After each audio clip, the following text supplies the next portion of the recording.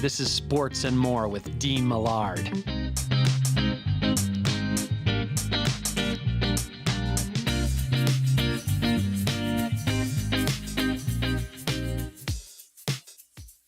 Well, I think that all depends on timeline. I think if we're not going to start until the middle of May, we just go right into playoffs. Unfortunately for the teams that were right there, that's how it works. Somebody, the way their races are this year, somebody's going to miss the playoffs by 1 or 2 points, or 3 or 4 teams. It's going to be like that, however it is, and nobody can control this. It's not something that was dictated by another team. The owners, they had no control over this virus coming in. So I think if we're going to not start into, let's say, May, it's just head on with playoffs. Hello there, and welcome to episode 38 of Sports and More, the podcast. My name is Dean Millard. That was Jeff Odgers, former NHLer that you just heard from, discussing what might happen with the NHL season. Things are certainly up in the air for pretty much everybody right now across the world. This is bizarre times that I don't think we've ever been through. There's a lot of people saying that they lived through this and that and the other thing. We haven't seen anything like this in my lifetime where we're being told to stay at home. Hopefully you're safe and you're healthy, and we can give you a little bit of levity over the next hour plus. As I say, almost anything goes on this show. We usually stay away from politics and religion, but we'll give some thoughts and prayers, and we need to hold our politicians accountable for what is and isn't happening. There will come a time for that. Right now, we have to get together and get through this, and we'll do that today with former NHLer Jeff Odgers. Played 821 games in the league, over 2,300 penalty minutes, and is a former captain of the San Jose Sharks. We're going to talk about the NHL work stoppage right now and how it compares to ones in the past. And it's impossible to compare it to this one, but it's just so different. So we will chat about that. We'll chat a little bit about life right now. Being a first-year member of the San Jose Sharks from the beginning.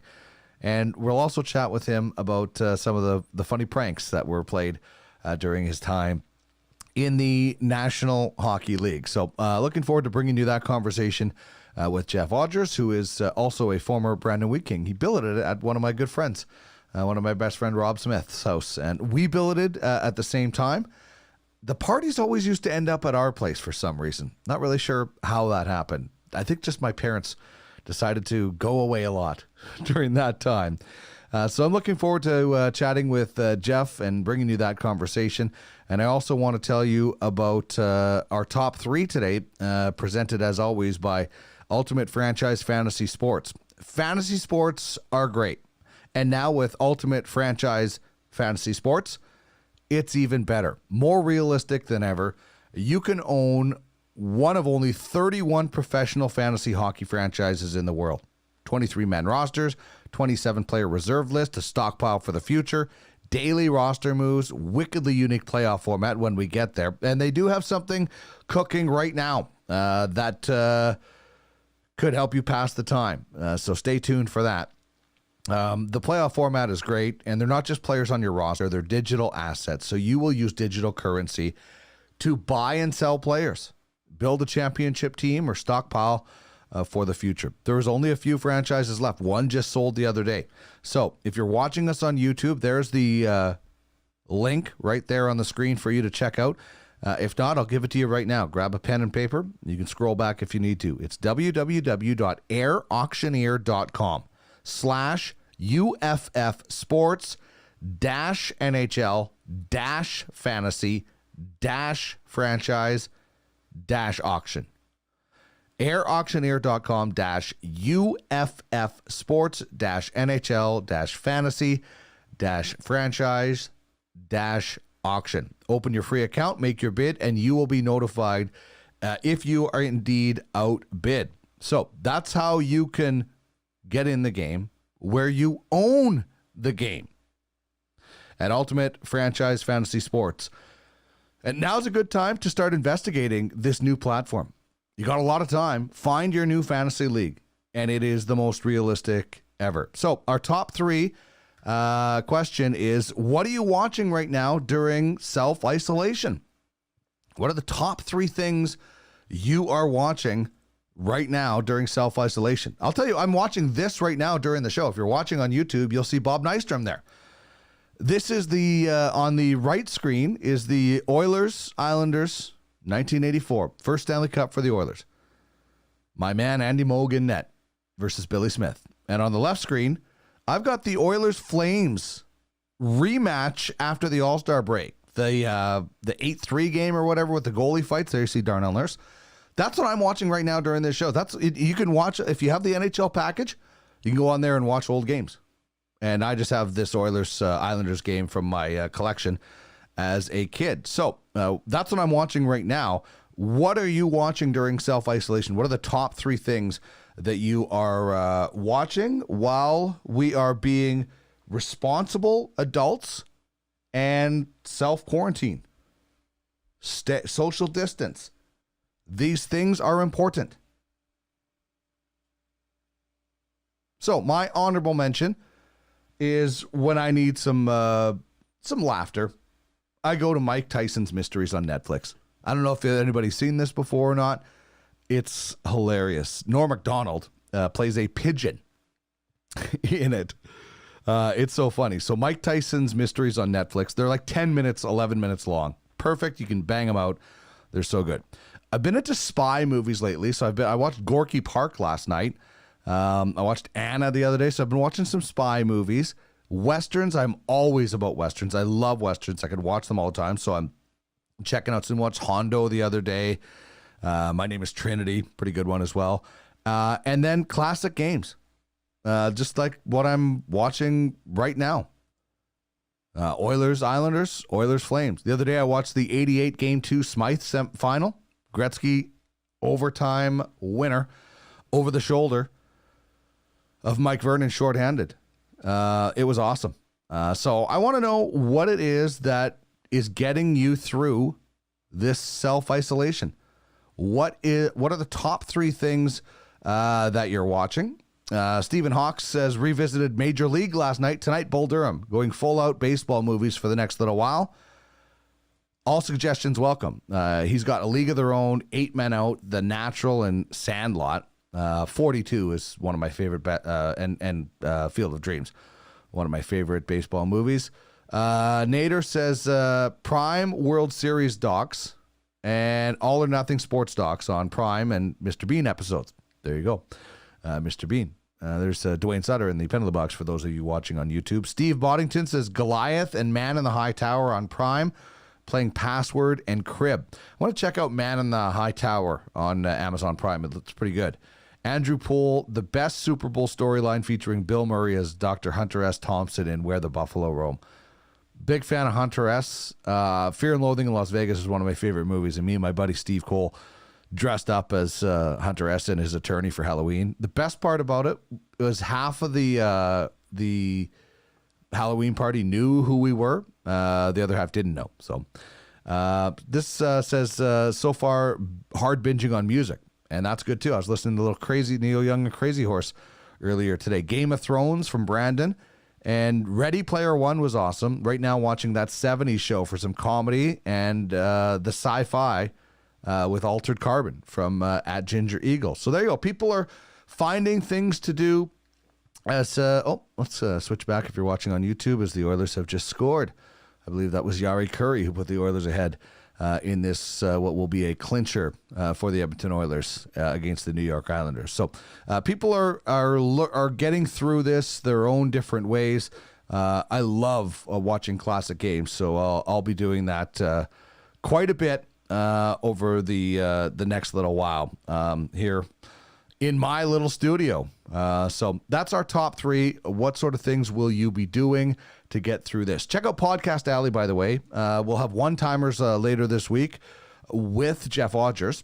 And tomorrow, John Carl from the Alberta Cannabis Council will join me on Cannabis 101 podcast to discuss how this situation is affecting the cannabis industry. There was word that the bailout that, or whatever you want to call it, the stimulus package, did not include the cannabis industry. So hopefully that'll change in the next little while, because there's a lot of people in that industry that need to be self-isolated, and a lot of stores will be closing and so forth. So check it out at podcastalley.ca. No Prospects baseball show this week. We're going to pass on this week and hopefully get back at it next week. Jordan and I might do a little bit of a live streamer sometime this week.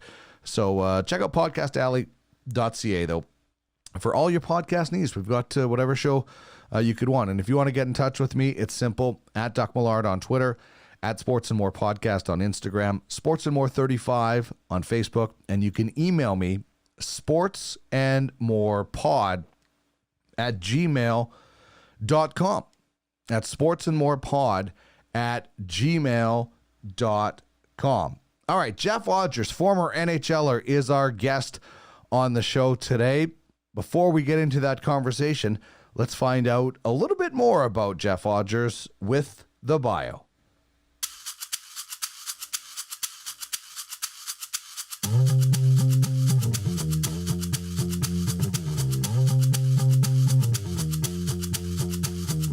Time for the bio. Jeff Odgers was born in Esterhazy, Saskatchewan, and grew up in a small town called Spy Hill. He moved to Brandon, Manitoba in 1986 as a 17-year-old and played 4 years in the Keystone Center with the Wheat Kings. He was invited to Minnesota North Stars camp, but was sent back to Brandon for his 20-year-old season. Then he signed a personal services contract with the San Jose Sharks, who were a year away from playing in the NHL. Looking for a place for him to play, they tried a team in Finland, but that was short-lived.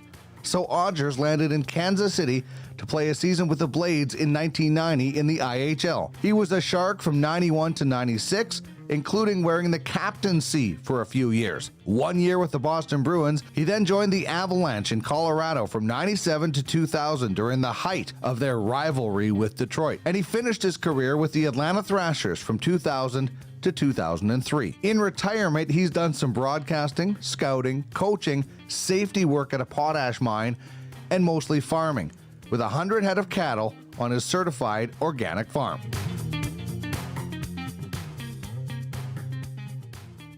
Jeff, it's great to have you on Sports and More, the podcast, in what is a very, very bizarre time of our lives. How's things going for you in Saskatchewan, dealing with what's going on, COVID-19 and the pandemic that is upon us right now?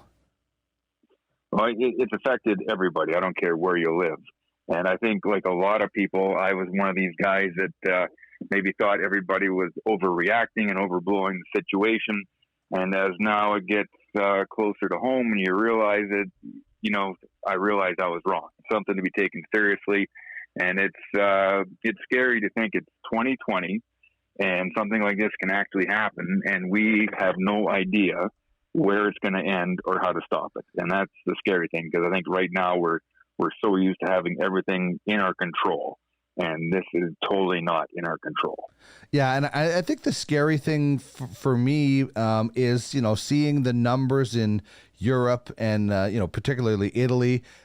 France is going into lockdown. Seeing those numbers and hoping that we can kind of get ahead of the curve, as a lot of people talk about here, because unfortunately, you watch a lot of movies about this happening, and now I think fear is really starting to grip people, and we have to be concerned, but we can't be panicked into making terrible decisions, because there's enough of that with the toilet paper hoarding. Yeah, it's amazing how people react. Here in Canada, we're hoarding toilet paper, and I think south of the border they're lining up to buy guns and ammunition. So everybody acts in such a different way, and when fear sets in, it's hard to know how people are going to react. And it is, and it's just tough to know. I just know one thing: I'm kind of glad I made the decision, move back to the farm, and can kind of self-isolate every day. Yeah. You could just hang out with the cows, because they're I think they're okay. So on on a different level, from a sports perspective, of course, you were involved with the NHL for over 820 games. Work stoppages in the past. I think you probably were involved in 2 of them earlier in your career. But this is different than anything, because this isn't a labor, this is just such an unsure situation. What do you remember about your work stoppages that you played through, and maybe how this is obviously a little different? Well, very different, because it was a choice. I know the first time it was a really short one. The players went on strike when I was just, I think it was my first or second year in the league.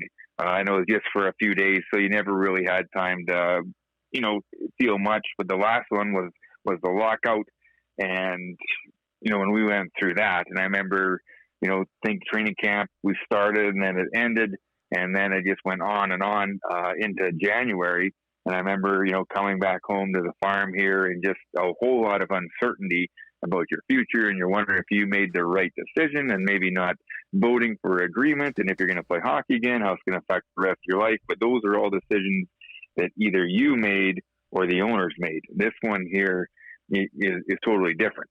That decision was made by something totally outside the sports world, and really, we keep planning, we talking about, hockey playoffs maybe starting or baseball starting, but there is a reality that we're going to go, months and months without sports. Yeah, I guess, yeah, when you were involved in that, there would have been a portion of the Players Association that said, no, we don't want to have this lockout, or we don't want to have this strike. And, there's always going to be back and forth. I don't think anybody right now is saying, no, I think we should still be playing. I think every athlete, every fan, every owner, every GM, every whatever realizes that this is the time to put this on hold. So it's the one time where it seems like every league is on strike right now, because there's no games. It is such a weird time, because sports does fill a certain void for a lot of people, and if you're going to be stuck inside, you want to be able to watch something like that, right? It's such a weird time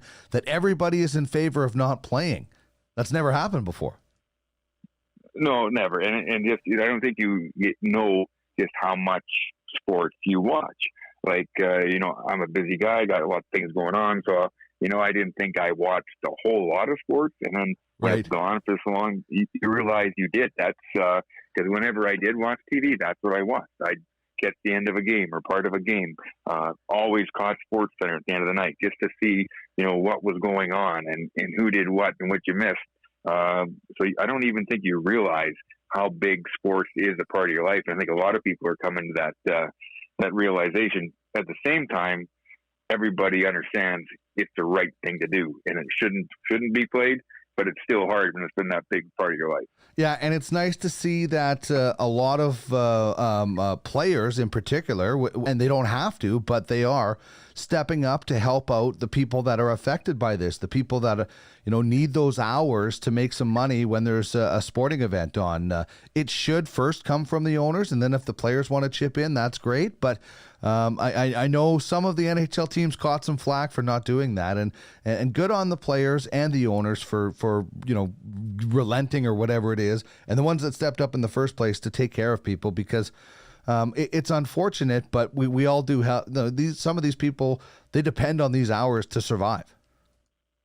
Well, very much so. And I think that's one thing that hockey players have always been good at, is recognizing just how fortunate, how lucky you are to be able to play a game for a living, and that you are paid well, and that there's a lot of people that make it possible for the game to go on, or the team to exist, that don't make that kind of money that you do, and are not as fortunate as you.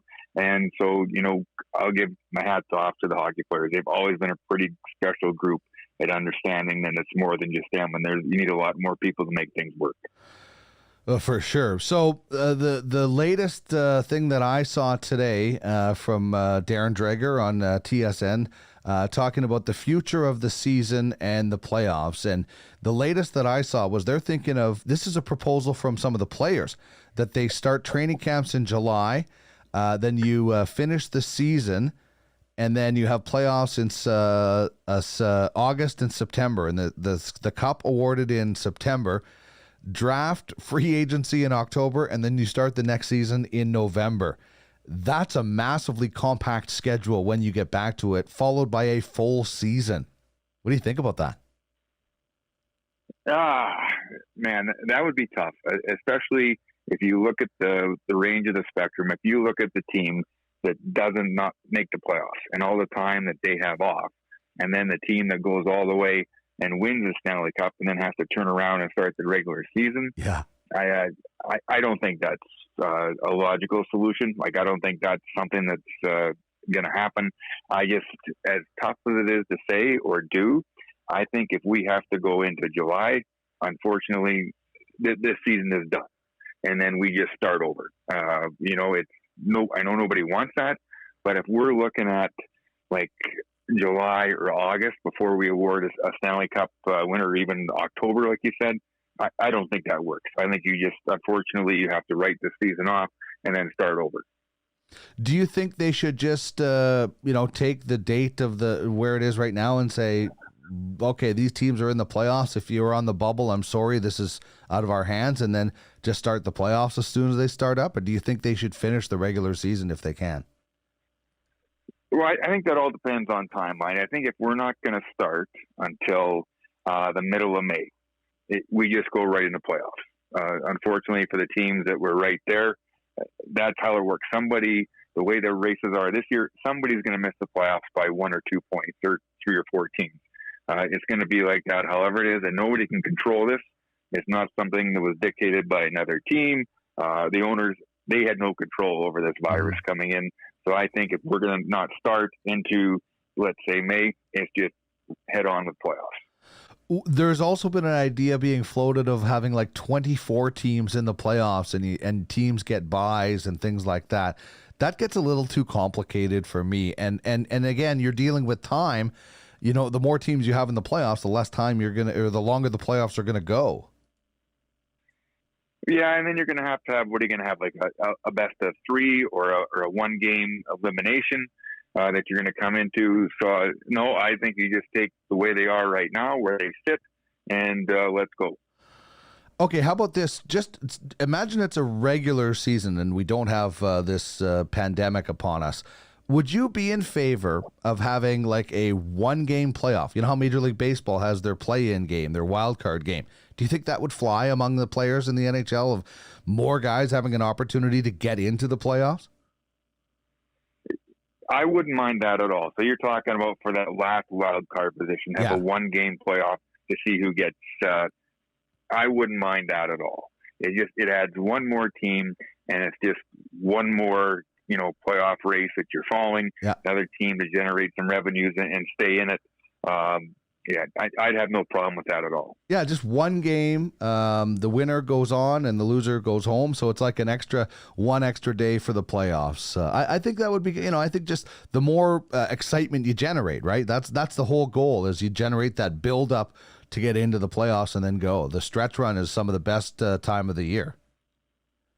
Well, definitely, because usually your first game in the playoffs is game 1 of a 7-game series. Right. Where you're going to start the playoffs with a bang. Like, here we go, it's winner take all.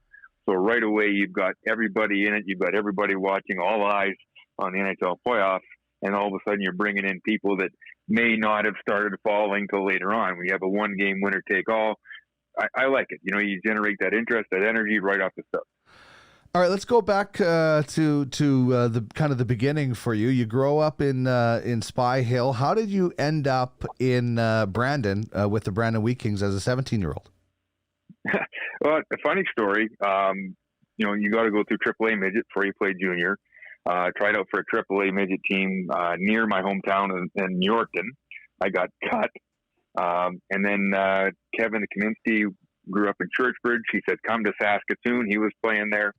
So I made the team, the Saskatoon Blazers, the AAA midget team, and we had a young defenseman on that team named Kevin Cheveldayoff. Yeah. And he was a Brandon Wheat Kings property. So Brandon was scouting him all year.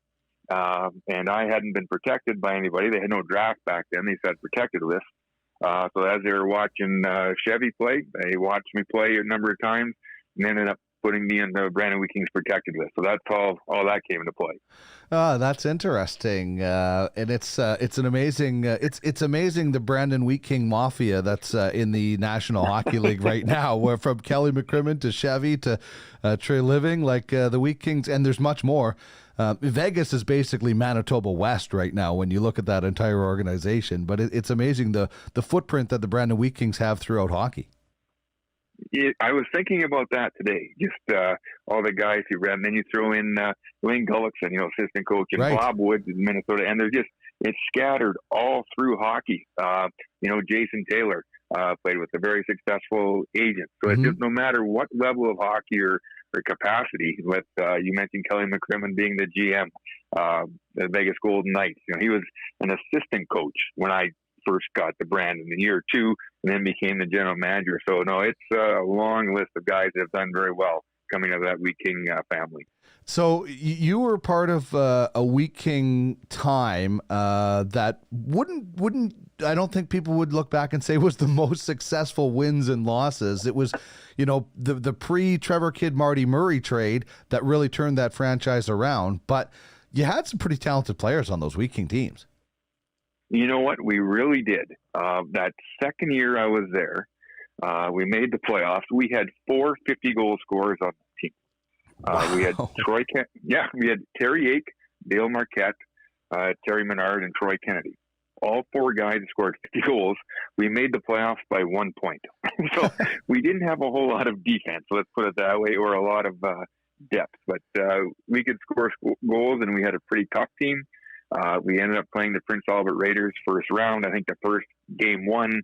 I think we had close to 300 penalty minutes, and the second game went to triple overtime. And so I spent 4 years there, but made the playoffs once and won 1 game. So Was PA your biggest rival? I remember Brandon and Prince Albert always had a great rivalry when I was growing up. You know what? It was a big rivalry. It was probably more for us. Like PA and Saskatoon were probably more of a rivalry. Regina, we always battled with. But the trouble is, when you're not really good, you can't really escalate that rivalry, because rivalries are really built in playoff series, is where they really escalate. And unfortunately, when I was there, like I said, we were only able to get the playoffs once. My 20-year-old year, we had a 1-game playoff with Swift Current to see who made the playoffs. And unfortunately, I was suspended for that game, so I didn't even get to play in that game. It was my last game of junior. So, rivalries also thrive on location. And Brandon, and when you were playing, was the last stop on the East. Now there's Winnipeg, so there's kind of a nice regional rivalry going on there. I was going to ask you. You billeted with, one of my best friends, Rob Smith, and the Smith family, and we had Kevin Robertson at my house, and there were an awful lot of parties at my house with Kevin Robertson living and billeting it at my house. But, that's one thing that maybe people don't understand that junior hockey does for the community is that you get to know the community, you get to know the people you're living with, and we had a great time. I loved billeting hockey players. That's something that doesn't get talked about a lot. No, and I hope it's still the same relationship. But I remember when I moved away to play junior, the only people I had were my teammates. So we did stuff together every day after practice, or we'd even go to breakfast after school or for lunch before practice, and we get together after practice. We'd watch movies at somebody's place, and if there was a couple of days off, we probably all got together at one of the billets' house and had a bit of a team get together, but. We were always doing something together. And you know what, even with the families I built with, I've had a great relationship with all of them. You talked about the Smiths. I was in Winnipeg 2 weekends ago. I went out for breakfast with Bonnie Smith, who's nice. Rob's brother. So, got to catch up. And man, it's just so many of those relationships that just never go away. Yeah, it is so true, and you become part of the family, and they become part of your lives. And you mentioned doing stuff with your teammates, and we mentioned the footprint. I just kind of wanted to ask you about Kelly McCrimmon, and maybe kind of, when you got there, as you mentioned, he was an assistant coach, and then, he's now the owner of the team, and he's a GM in the NHL. And, he was on my very first episode of this podcast and said that he planned to go home and farm after playing hockey, and, ended up getting into coaching, and here he is. So just the impact that maybe he had on your career and so many others. Well, Kelly was awesome. Like I said, he was just getting into the coaching ranks. I believe he was in North Battleford for 1 or 2 years before he came to Brandon. And then he came to Brandon as an assistant. And then the following year became assistant GM, I believe, and then GM. And then he became head coach. Doug Sauter was a coach my 20-year-old year. He became sick, and then Kelly took over as the head coach. And Kelly was always one of those guys that was always ahead of the curve. He's always looking for an edge. And he got a lot of, information from his brother, Brad. He was always talking to his brother. And at that time, he was playing with the Calgary Flames. So he'd be getting, a lot of drills and their power play and, doing a lot of things the Calgary Flames are doing, mixed with his own ideas. But he was always a guy that was looking for an edge. And he was good with people. He was a good judge of talent. He knew when to come down on you, he knew when to give you some rope. So I enjoyed my experience with Kelly, and he was young then, and I can only imagine as he got older, the impact that he's had on so many guys, and the reason that they were able to make the jump from junior to the NHL. Well, yeah, and he was able to turn that franchise around with the trade obtaining Marty Murray, as you mentioned earlier. At that time, nobody was drafted, and the Spokane Chiefs had listed Marty Murray right out from underneath Brandon's nose almost. And it was like, here's this kid that everybody was talking about in Brandon, about this superstar. And they traded Trevor Kidd for him. And now Trevor Kidd was one of those guys who didn't have great numbers, but really he faced so much rubber. He was kind of in the tail end of your career in Brandon when Trevor got there, wasn't he? No, he was. Yeah, I remember Trevor came in and he had such a laid back attitude, but man, he could stop a puck. He was kind of like almost talked like a surfer dude, you know what I mean?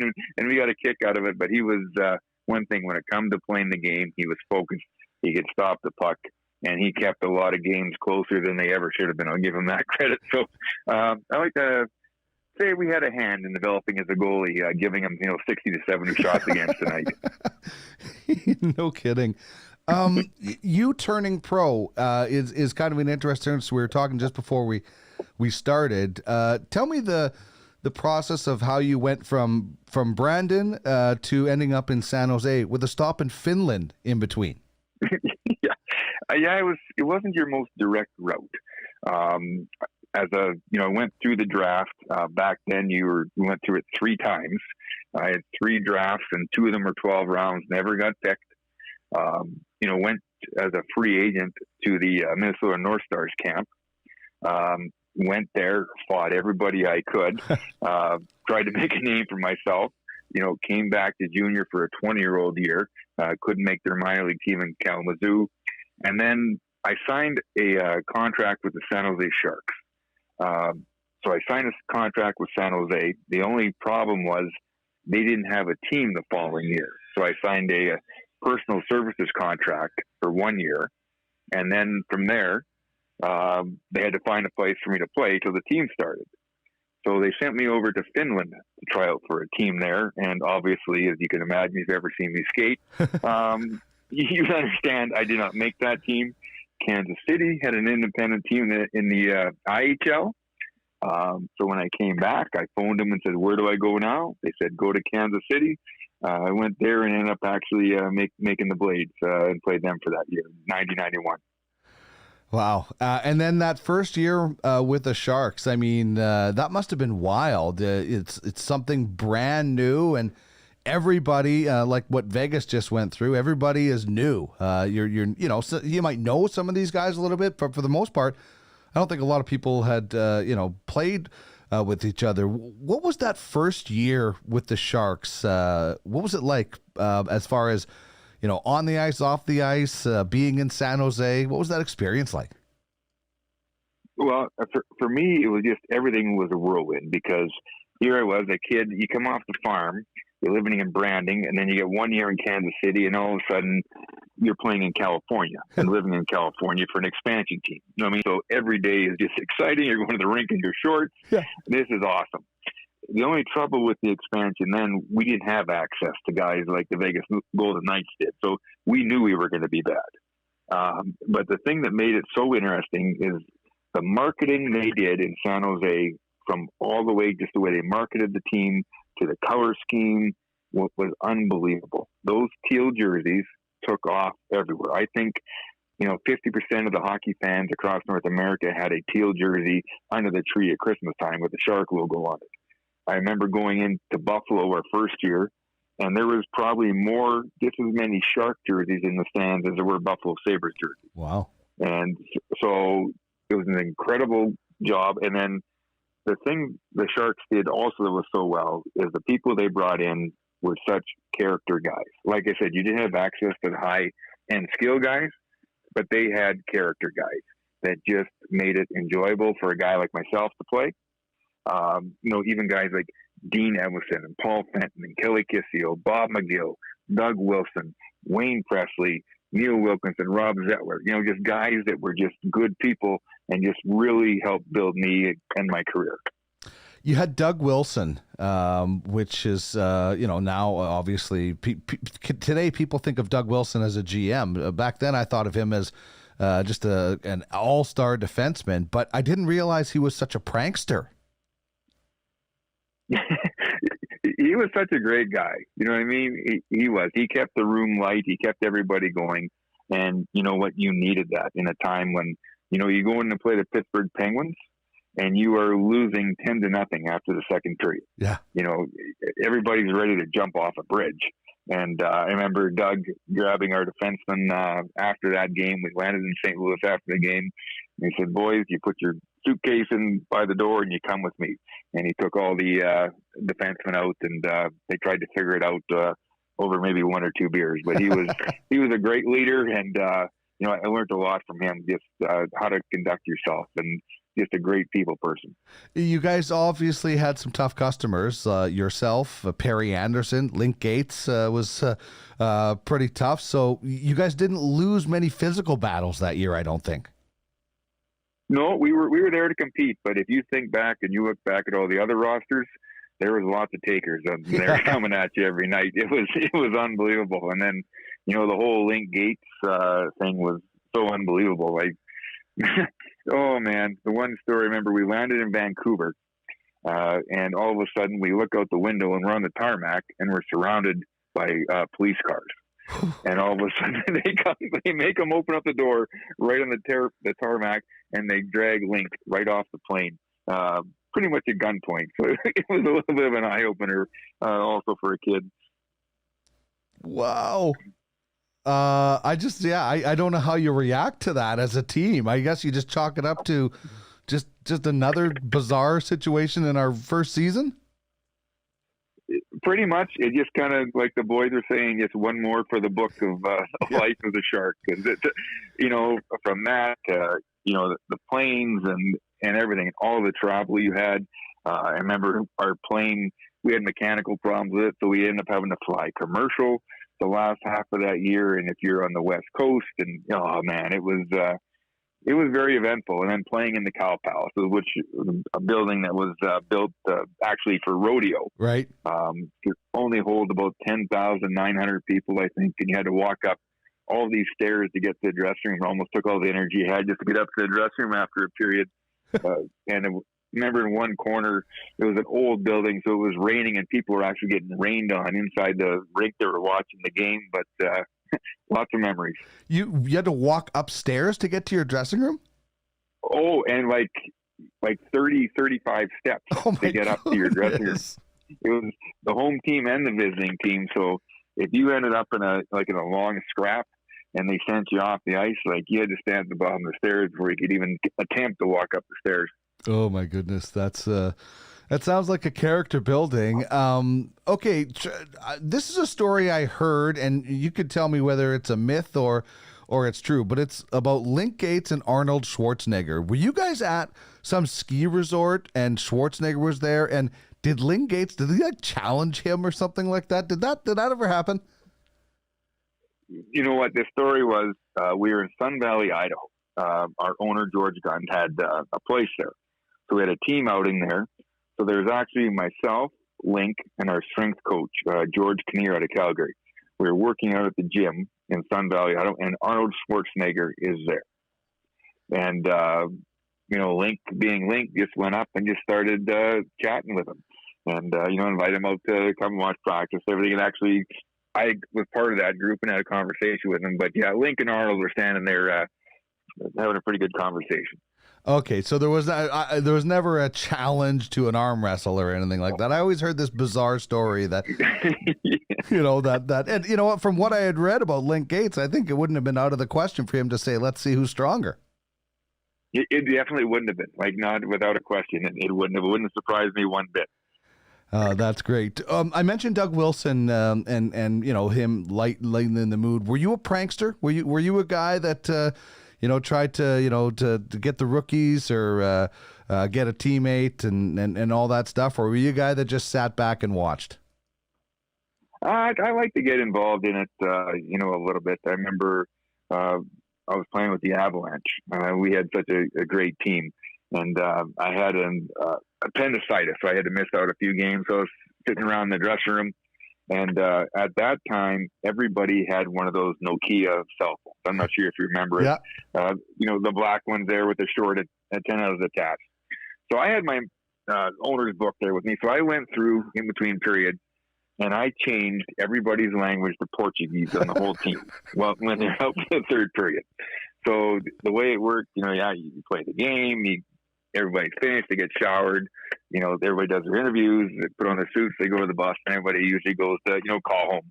And everybody on that phone bus at the same time went to pick up their phone and couldn't even figure out how to dial out because all their languages changed to Portuguese. So that was probably one of mine, something that got a good kick out of. Oh, that's good. I love that. I've heard of people doing that. I've never understood how they did it, but it's impressive. Before you ended up in Colorado, you wore the C for a number of years in San Jose. What was that like? What was the honor of being told you were going to be the captain of an NHL team? It was kind of surreal. It's something that you never expect to happen. And we had traded Bob Airey. And we were needed a captain. And, it's probably the thing that was probably the best part about it, or the thing that I was most proud of. It was voted on by the players. It wasn't something that was given to you by management or whatever. It was put to a vote by the players.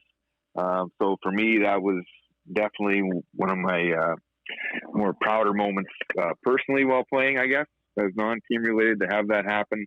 And like I said, to be voted on by my teammates made it even more special. Then you end up eventually in Colorado, and I had Chris Dingman in studio a while back, and he was telling me some pretty funny stories. But we got to talking just about the players that you guys played with in Colorado. I mean, the three Hall of Famers right off the bat of Sakic and Forsberg and Patrick Waugh. From going from San Jose, where you're building something from the ground up, to Colorado, where you're playing with Hall of Famers. What was that like? Well, to tell you the truth, there was 1 year in Boston in between there. Oh, that's right. And it was what had happened. I went to Boston. We finished last place in the league. I went to Boston. It was my favorite team growing up. I was excited to go there. They hadn't missed the playoffs in 29 years. I go there. We finished dead last. So anyways, Steve Casper was the coach. They end up firing Steve Casper at the end of the year. Pat Burns comes in, new coach comes in, he brings in his guy, so he brings in Kenny Baumgartner with him. So that makes me dispensable. So they send me to the minors, and they tell me that's where I'm going to basically spend the year. And I'm just like, what? Somebody's hit me over. Yeah, it's like somebody hit me over the head with a sledgehammer, because it was like, this is it. I played 400 games. Like I said, I was the captain of an NHL team a year ago, and now I'm in the minors. And all of a sudden, I get that break. You know what I mean? I get the Avalanche are looking for a guy to come in, and so I walk into that dressing room. So I went from the last place team in the league in Boston to the Colorado Avalanche. And like you said, you have all those guys in that room, and it was a break that I'll never forget. I swore after that. Not that I thought I did, but I would never, ever take one day for granted in the National Hockey League. Yeah, that's so interesting because it gives you that reminder that, hey, this is a privilege that very few get, and I imagine, like you said, you really appreciated it. But you get to play in Boston, as you mentioned, a team that you idolized. Bobby Orr was your idol, and that's a city that they don't give you a lot of passes when it comes to sports teams in Boston, do they? Not at all. I remember one particular game where we were playing terrible. The guy walked all the way down from the top of the concourse there, all the way down to the ice, brand new Bruins jacket, took it off, and he threw it over the glass onto the ice and walked away shaking his head. I just like, it's for real. Like, it was, they're passionate fans, great fans, and unfortunately that year, just nothing really worked for us. So Colorado, Sakic, Forsberg, Patrick Roy. I just wonder if you could tell me a little bit that maybe you gleaned off of those three guys. Patrick Roy seems to be the most competitive guy I've ever heard of. Dingman told me a story about he just tore apart Sakic and Forsberg one time, and Bob Hartley even. He didn't really care who he was getting angry about because he just wanted to fire guys up. But what did you learn from those guys? You know what? It's funny with Patrick Roy. I think I probably had the same perception what everybody did about Patrick before you meet him, you play with him. Maybe a little arrogant, flamboyant. But after playing with him, you realize that everything he does is for a reason. We lived in the same neighborhood, so we would drive to the games together. And if there was ever a goalie that should have been a captain in the National Hockey League, it was Patrick Roy. Yeah. He knew every part of the game, from your power play to your penalty kill to a fourth line guy like me that would play, limited ice time. He'd remember every one of my shifts. He'd remember if I got a puck out, or if I made a play, or if I didn't make it. He was just so into the game. Wow. And whenever he did those things that were you come across as maybe you'd look at as flamboyant or, selfish, they were solely to make that team better, for the team to win. There was a method behind his madness for everything. So if he was going to, and I remember that time that Bob Hartley pulled him in Anaheim, and instead of using a timeout, Craig Billington came in, and the way it worked, Billington, I believe, ended up getting the win. And Patrick didn't care about that, but he was proving a point about getting pulled, and he came in and totally destroyed the dressing room and a TV with a goal stick, and just went after everybody. Yeah, he didn't care. You know what? And I just love his competitiveness. I mean, I think he is exactly what you want in a teammate, whether he's a left winger, a defenseman, or a goalie. Patrick Roy just wanted to win and did everything he could to do it. He did, and it didn't matter. Like, he lived, eat, breathed, slept hockey. And then he owned part owner in a junior team when he was playing there too. So if he wasn't worried about our team, he was on the phone about his junior team. So he just lived it. He lived the game. And I got, I learned a lot from Patrick, and just about compassion and competitiveness. And he was a great teammate. You finish your NHL career with the Thrashers, so you're helping another organization start up. A little bit different than starting up in San Jose than what you guys were doing in Atlanta, though, wasn't it? It was, and I came in on the other end. I was the guy, a veteran guy that they brought in who had been through the expansion process before. And this is actually year number 2 for Atlanta. And George Kingston, who was my coach in San Jose, was an assistant coach with Atlanta. So we had some history there. So they brought me in kind of a role to help going through it, hopefully teach some of the younger guys how to be a pro and work ethic and stuff. And, got to play with guys like Heatley and Kovalchuk, and Ferraro was there, and Andrew Burnett was there. So there was a lot of good players that went through there, and just unfortunately just couldn't quite get it together. Yeah, it's it had the opposite effect or impact rather as that you guys had in San Jose, whereas you're saying San Jose jerseys everywhere, and then Atlanta we know is no longer. So it's unfortunate, but it did lead to a team getting back in Winnipeg. So there were some good things that came out of that Thrashers franchise for sure. Well, it was. I actually was speaking at a dinner in Winnipeg, and I said that exact thing. Same thing. I'd like to take a little bit of credit for the Jets coming back after helping to make Atlanta so bad. How about some teammates? Who was some of the really funny teammates that you played with? Because I worked in the media for a long time, and you don't get to see a personality come out in a pre or a post game clip where they're focused, and hockey players seem so much more reserved than everybody else in front of the cameras. In the dressing room, out with team dinners, guys are a different story. Guys lighten up. Who were some of the really funny guys that you played with? Oh man, one of the first guys I played with, the guy was Kenny Hammond.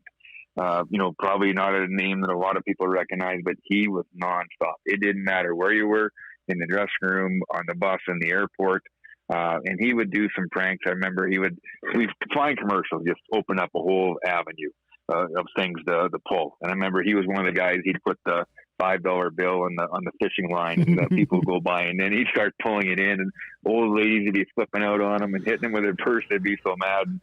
One of the best pranks, it's funny but it's not, is they had a duffel bag set up, and they were pretending like they had a dog in this duffel bag, and the one guy was pretending getting mad at the dog, and he was kicking a duffel bag, and Kenny Hammond was making a whining noise like the dog was being kicked in there. Oh. So it was like I said, it's funny but it's not, because you know it's not really a dog, but watching people's reaction and how upset they would get and come at you was it was pretty funny. So, like I said, flying commercial when you got 25 guys with time to kill, it's amazing some of the stuff that they would come up with. So no, he was definitely one of the first guys I played with that was really funny.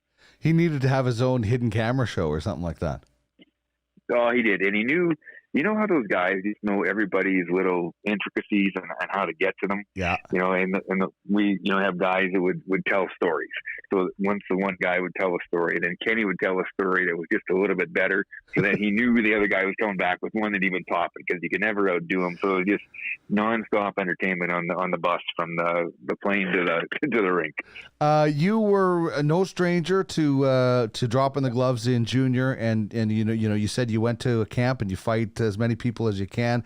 What do you remember about the first time that you dropped the gloves in the NHL? What comes back to you about that moment?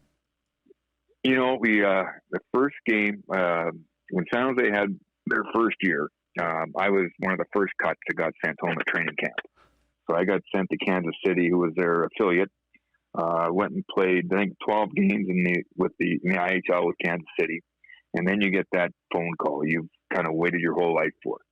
So I get called up to Nassau Coliseum to play against the Islanders. And George Kingston was a coach. And like I said, George Kingston is one of the men, hockey or not, that I respect the most. One of the nicest, most thoughtful, caring men I've ever met in my life. And he calls me in the office before the game, and he knows I'm nervous and I'm all wired up. And he says, "You know what, Audie, you're not here just to fight. We want you to play. Don't worry about fighting." And I'm just, yeah, whatever. So second shift, I run into Mick Makota, who's playing for the New York Islanders. And we drop the gloves, have a scrap. It's right along the bench. I remember him picking me up and almost throwing me right into the New York Islanders bench. And I was thinking, oh boy, I'm going to have my hands full up here fighting these guys if they're all this strong. So that was, game one, second shift. I guess we might as well get at it. You just thought, just get it out of the way, and then I won't be nervous about it, maybe, I guess, eh? Well, it was. I actually calmed down after that. It was actually the best thing I could have done. I just kind of settled down.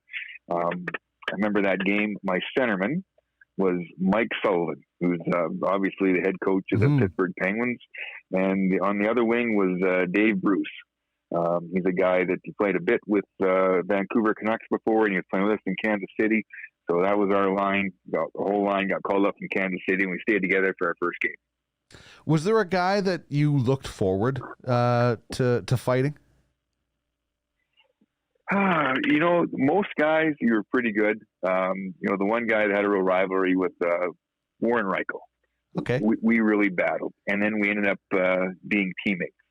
I think we fought probably 4 or 5 times, and I remember getting our team picture in Colorado when we were standing beside each other, and we're getting the team picture taken. And said, "This is the closest we've ever been together with our gloves on." Oh, that's good. That's good. What do you think about the role of the enforcer? Was it a role that you enjoyed? I've talked to different guys that like Jason Strudwick, for example, says as long as his teammates respected him and appreciated him, he had no problem doing that job. What was it like for you to be that guy? Well, part of me enjoyed it because you enjoyed being that guy that was there standing up for your teammates, and you knew if something went sideways, your teammates knew you'd be there for them. So, and once you did it, it was fine. It was just probably like lots of guys, it was the anxiety just leading up to it that was a little bit uncomfortable and was a little bit stressful. But as far as the actual doing the job and knowing that was my role, it's something I took a lot of pride in. Didn't mind doing it. How about your favorite goal that you scored? Maybe not your first, but it might be. But do you have a goal that just stands out in your career as being like, yeah, that was pretty impressive? Oh man, probably. I think I've only had maybe ever one breakaway, and scored it year number 1 against Mike Vernon in the Cow Palace. I was playing for Calgary, and I remember it because it was, I think it was my 10th goal of the year, and I needed it for a big bonus too. So it was a breakaway goal, scored it. So that was probably one that stands out. I was kind of proud of, I guess. Did you celebrate a lot? Oh, for sure. Oh, for sure I did. You kept it under control though, because you were smart enough to know if you over celebrated or tried showing somebody up. It was a little different then. I'll never forget, just the difference in thought process. The first year I retired, they brought in the shootout. Mm-hmm. And I remember I had just finished playing a senior hockey game. I had come home, and Washington and I believe the Rangers were in a shootout. And you probably remember this goal. But anyways, Malik goes down, goes between his legs and goes top shelf on Kolzig. And I remember watching that game on my couch, and I came off the couch and I wanted to jump him myself. I was so mad. Yeah. And because you just never did anything like that to show anybody up or another team. That was just the way it was. But that was just kind of the start of it. Now you got guys putting pucks between their legs and scoring lacrosse goals, and nobody seems to get upset. And when I see somebody score a lacrosse goal, I still get mad. But that's kind of the way it's changed, I guess.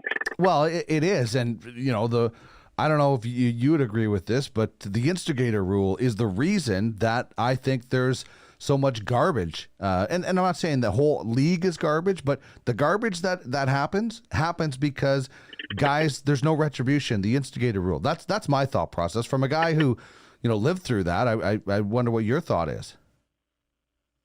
I totally agree. I'm not trying to sound like that old guy that played back when I played, but I look at all the guys that were stars. You look at Lemieux, you look at Gretzky, you look at Yzerman, you look at Sakic, you look at Brett Hull. Not one of those guys ever had a concussion.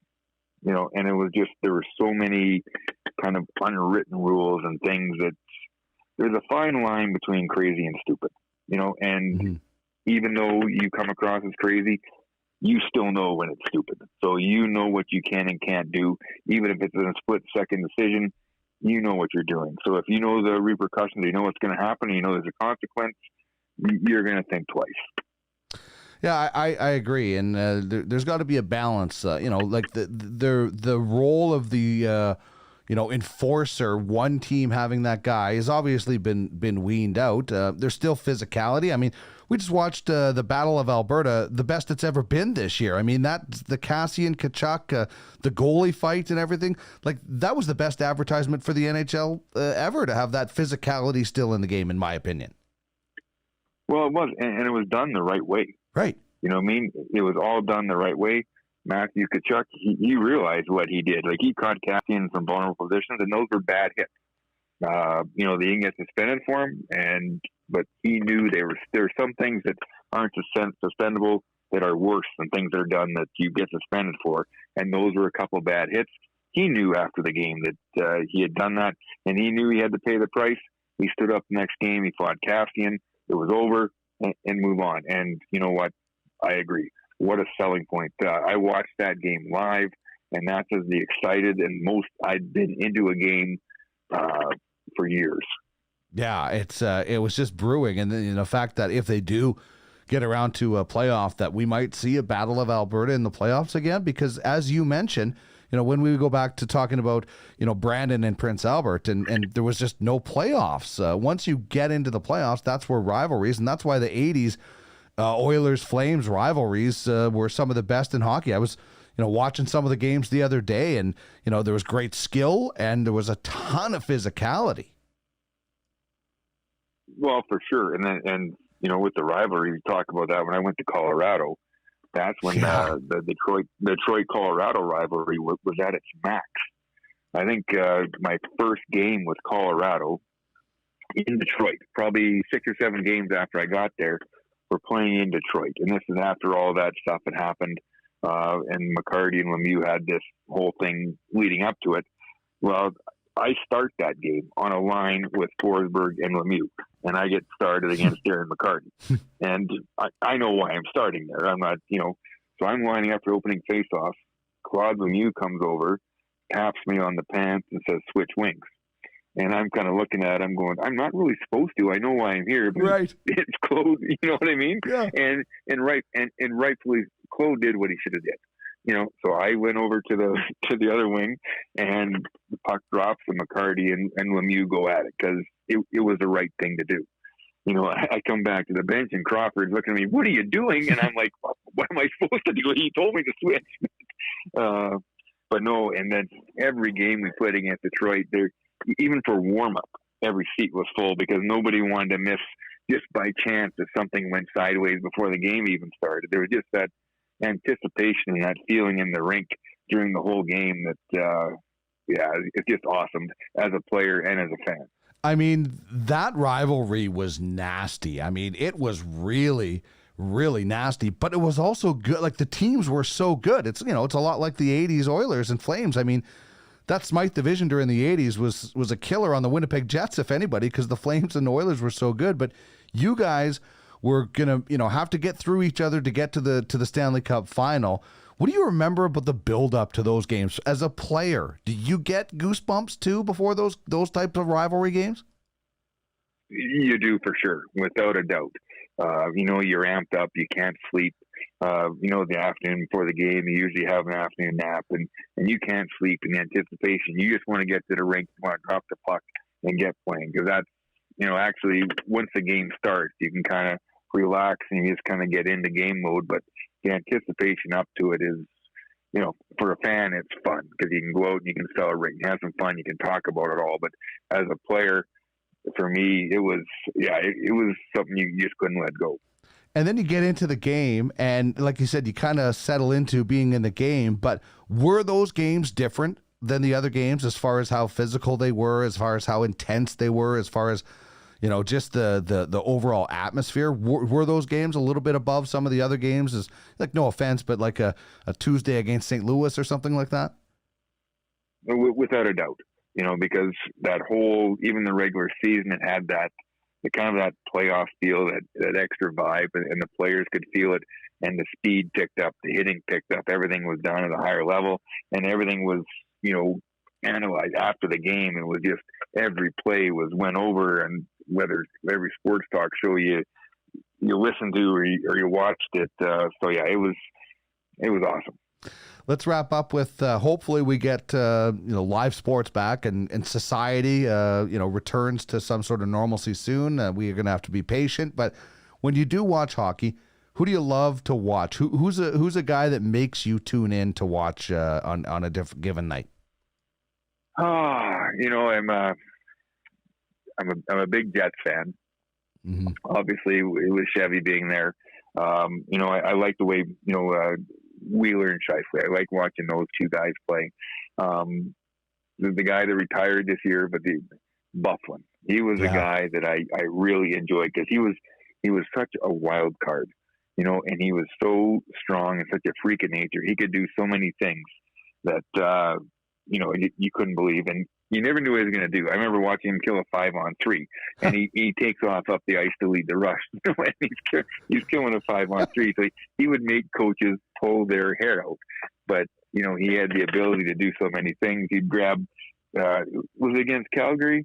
They had a bit of a scrum, and he comes out of the scrum with two guys, 6 foot, 200 pounds in each hand, just shaking them back and forth. Man, those guys were fun to watch. Yeah, and you know what? As a team, that St. Louis Blue team last year in the playoffs, they played hard and they made you pay the price. And their style, kind of, I could see, their coach Berube was probably one of the most respected guys I played against, and just tough. And he was able to get to those guys and make them believe in themselves. And you could tell they were playing for a cause. They have so much depth on that organization. Even this year without Tarasenko, they were still tearing it up because they have so much wave after wave. They don't have a Crosby or a McDavid, but they got a whole whack of guys right through to the ninth player in the forwards that can score on you. I mean, Bozak is on their third line, and he could be a second line center on a lot of teams. And you know what? They care. You can tell. You watch that team, and they care.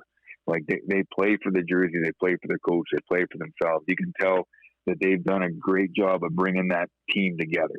And when you find a team that comes together like that, well, crazy things happen. And you look at where they came from last year, January 7th or 8th or whatever, to winning the Stanley Cup. That's a credit to how those guys come together. Don't you want to see a movie made on that? I mean, I want to see like the bar scene, and maybe it's Mark Wahlberg as one of the players, I don't know, stands up and starts singing Gloria. I mean, that just sounds like such a cool hockey story. It should be made into a movie. It would, because, those years where things go like that, there's certain turning points where it happens. You mentioned Gloria. There's just those little things along the way that when they happen, you don't think they're that big, but as it goes, it just manifests itself, and you realize that, without that happening, maybe it doesn't happen. Yeah, it's bizarre. Jeff, this has been a lot of fun. I've wanted to chat with you for a while, and I was a fan of yours when you played with the Brandon Wheat Kings and was able to follow your career. Thank you so much for joining me. Enjoy life on the farm, and hopefully we'll have one giant party when we get back to some sort of normalcy. All right. Well, if you ever need a place to come hide out and retreat, my door is always open.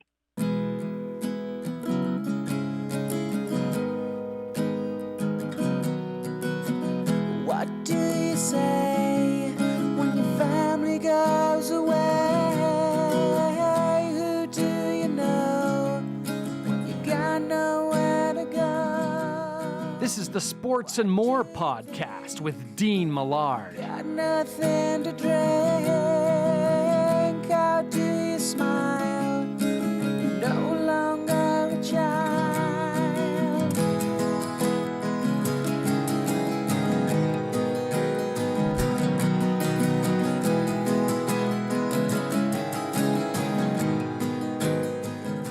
Big thanks to Kevin Dabbs and Christian Gutsis, the voices behind and the instruments behind Sweet Bejesus. That's the music you just heard. That was I Got Time from their debut album, Policeman's Creek.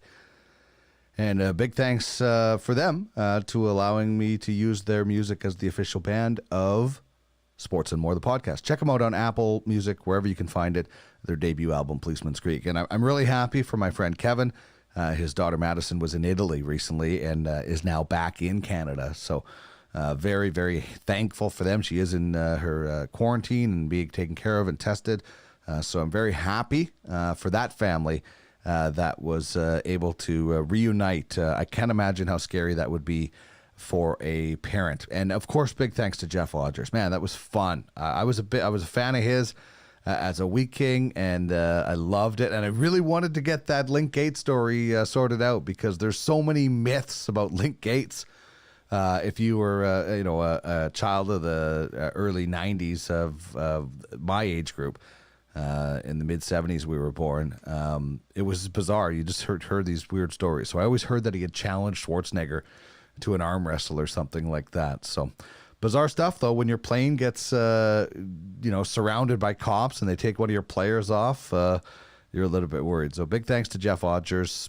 821 games in the National Hockey League and a former captain. All right, time now for the Myron French question of the day, the ultimate franchise fantasy sports poll question.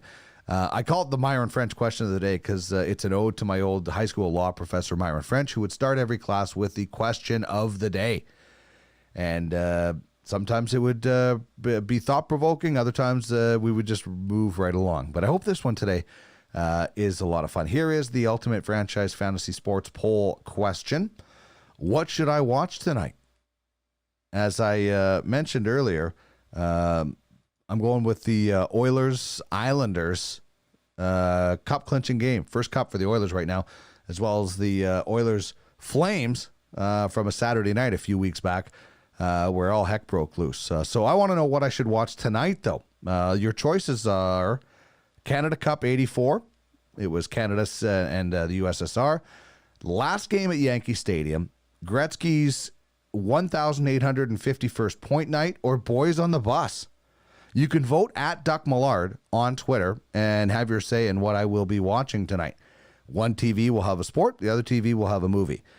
So right now, Boys on the Bus is leading the way with 39% of the vote. Canada Cup 84, 35%. I hope that wins because I haven't watched that in a long time. I actually did recently watch Boys on the Bus.